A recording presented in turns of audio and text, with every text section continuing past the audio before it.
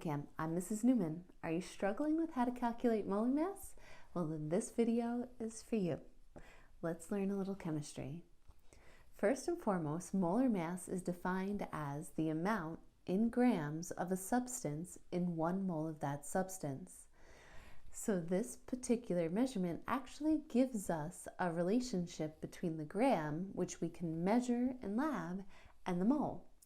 Now, the mole in chemistry is important because it gives us the ability to measure massive quantities of extremely small entities. This is going to come into play with molar mass, Avogadro's number, and your stoichiometry. So this is a really good skill to have. We're going to start off with the easiest type of molar mass calculation you can have. It's for an element. We're going to start with Mg in letter A. Anytime you calculate the molar mass of an element or any compound, you always want to keep in mind the number of each atom. So for here, magnesium, it's real easy. When you have an element, you only have one of it. And you're going to multiply that by the atomic mass for magnesium, which you find on your periodic table. So magnesium's atomic mass is 24.30. So 1 times that number gives you 24.30 grams per mole. Let's take a look at letter B.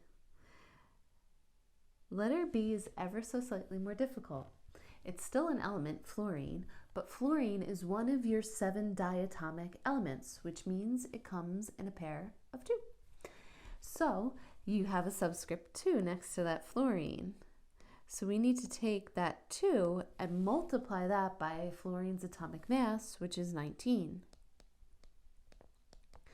which gives fluorine, F2, a molar mass of 38.00 grams per mole. Let's take a look at a compound.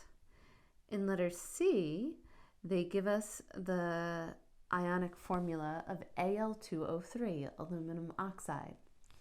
When you do a compound, you have to consider the number of each atom and that atom's atomic mass.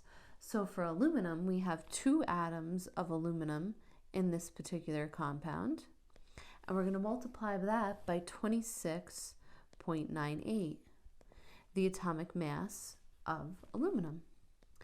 Oxygen, we've got 3 atoms of that times 16.00.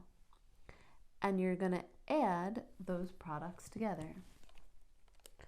So we've got 2 times 26.98 plus 3 times 16. And we get an answer of 101.96 grams per mole.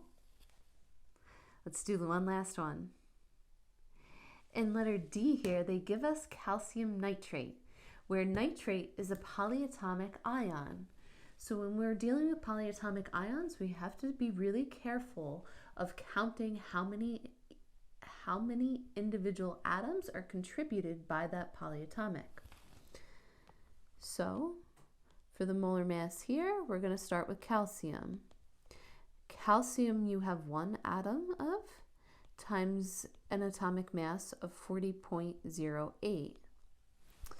Now, for this polyatomic ion, nitrate, you have to keep in mind that the subscript outside the parentheses gets distributed to everything inside those parentheses.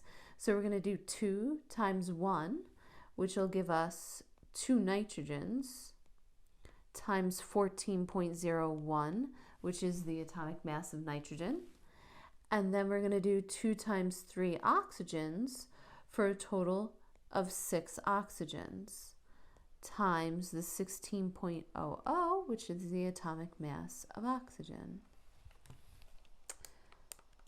So we're going to do 40.08 plus 2 times 14.01 plus 6 times 16, which gives us a molar mass of 164.10 grams per mole. I hope this helps you with your molar mass calculations. For more chemistry content, continue to follow along. See you soon.